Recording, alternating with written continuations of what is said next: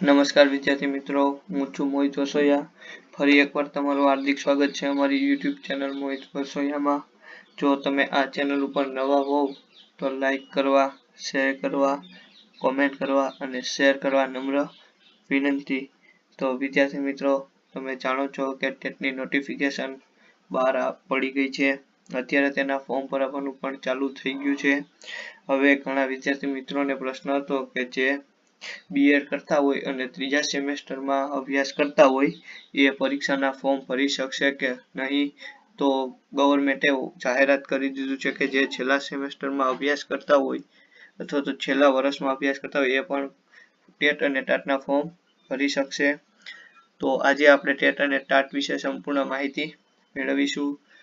તો ટેટ અને ટાટના full form શું છે, એની પેપર સ્ટાઇલ, પરીક્ષા કોણ આપી શકે, માર્ક્સની ગણતરી કઈ રીતે થાય, તેની આજે આપણે સંપૂર્ણ માહિતી મેળવીશું. તો ચાલુ કરીએ વિદ્યાર્થી મિત્રો.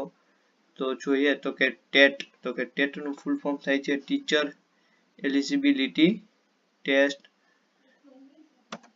જોઈએ તો કે ટેટ 1, એમાં જોઈએ તો કે ટેટ 1 તો કે ધોરણ 1 થી 5. જો તમારે ધોરણ 1 થી 5 માં શિક્ષક બનવું હોય તો તમે 12+ પીટીસી કરેલા હોવા જોઈએ.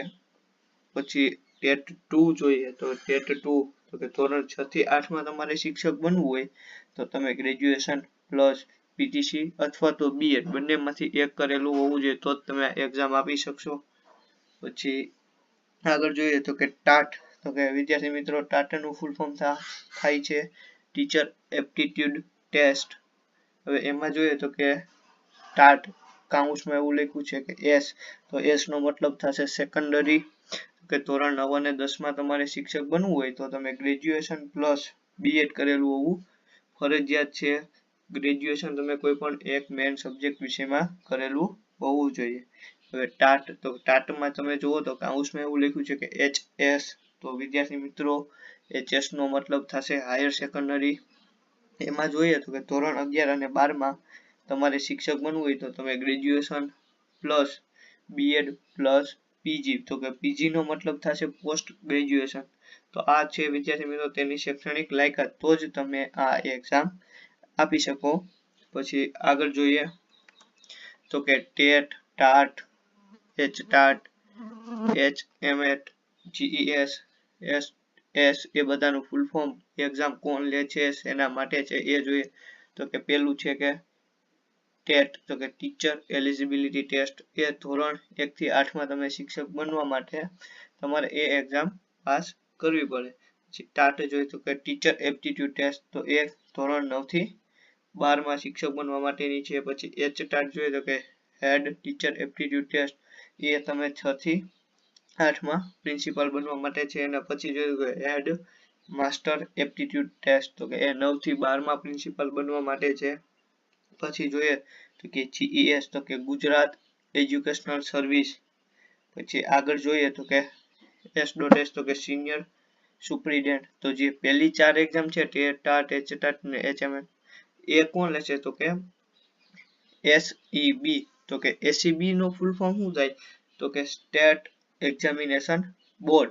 અને જીઈએસ અને એસએસ તો કે સિનિયર સુપ્રિન્ટેન્ડન્ટ અને ગુજરાત એજ્યુકેશનલ બોર્ડ સર્વિસ, એની એક્ઝામ જીપીએસસી વાળા લે છે. તો કે જીપીએસસી નું ફૂલ ફોર્મ શું થશે વિદ્યાર્થી મિત્રો, તો કે ગુજરાત પબ્લિક સર્વિસ કમિશન. એ બે એક્ઝામ છે એ ક્લાસ 2 માં આવે, ઉપરની જે 4 એક્ઝામ છે એ ક્લાસ 3 માં આવશે. અને આ જે છેલ્લે બે એક્ઝામ છે તમે કોલેજમાં આસિસ્ટન્ટ પ્રોફેસર બનવા માટે મોસ્ટ ઓફ લેવામાં આવે છે.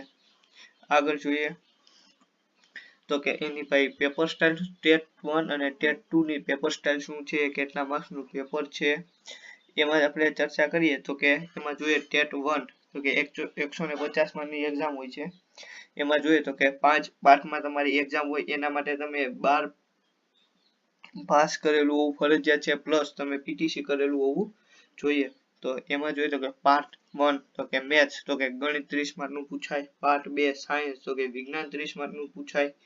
પછી પાર્ટ 3 તો કે સોશિયલ સાયન્સ એટલે કે સામાજિક વિજ્ઞાન અથવા તો તમે એન્વાયરમેન્ટ પણ કહી શકો, તો એ 30 માર્કનું પૂછાય.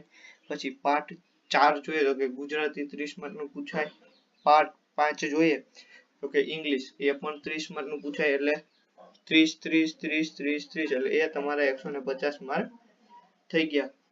હવે આગળ જોઈએ તો કે ટેટ 2 તો કે ટેટ 2 પણ 150 માર્કની પેપર હોય છે. એમાં જોઈએ તો કે એના માટે તમે ગ્રેજ્યુએશન કરેલું ફરજિયાત હોવું જોઈએ પ્લસ તમે પીટીસી અથવા તો બીએડ બંનેમાંથી એક તો કરેલું હોવું જોઈએ તો જ તમે એક્ઝામ માટે લાયક ગણાશો. તો જોઈએ કે એમાં પણ 2 પાર્ટમાં એક્ઝામ હોય છે.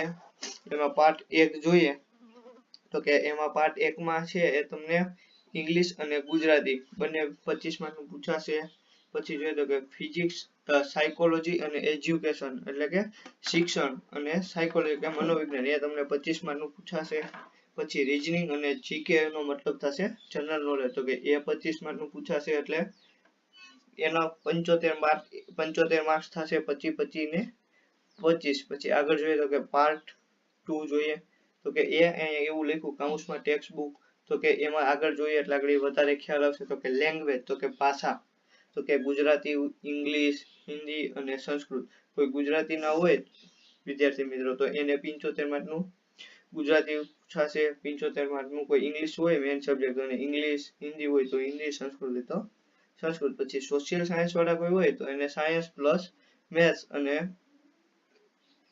સોશિયલ સાયન્સ વાળા કોઈ હોય તો એને 6 7 અને 8 ની ટેક્સ્ટ બુકમાંથી જ પૂછાશે. તો આ બધામાંથી એને પણ 75 માર્કનું પૂછાશે. ધારો કે કોઈ સાયન્સ વાળો હશે તો એને 2 સબ્જેક્ટ કરવાના રહેશે સાયન્સ અને મેથ્સ એટલે કે વિજ્ઞાન અને ગણિત 6 7 8 નું. જે કોઈ ભાષા વાળા હોય તો એને ગુજરાતી કરવાનું મેઇન સબ્જેક્ટ ગુજરાતી હોય તો ગુજરાતી છે ઇંગ્લિશ હોય તો ઇંગ્લિશ એમ એ પણ 75 માર્કનું થશે. એટલે બંને ભેગા થઈને 75 પાર્ટ 1 અને પાર્ટ 2 માં 75 એટલે કે ટોટલ 150 માર્કનું પેપર હશે. હવે એમાં જો આપણે આગળ જોઈએ તો કે એનું મેરિટ કઈ રીતે ગણાય તો એમાં જોઈએ ધારો કે તમે ટેટ 2 માં જોઈએ તો કે ધોરણ 6 થી 8 માં તમે શિક્ષક બનવું હોય તો એમાં જોઈએ તો ટેટ 2 50% એનું 50% માર્ક ગણાય. પછી ગ્રેજ્યુએશનના 20% માર્ક ગણાય. પીજી તમે કરેલું હોય તો કે પોસ્ટ ગ્રેજ્યુએશન તો એના 5% માર્ક ગણાશે.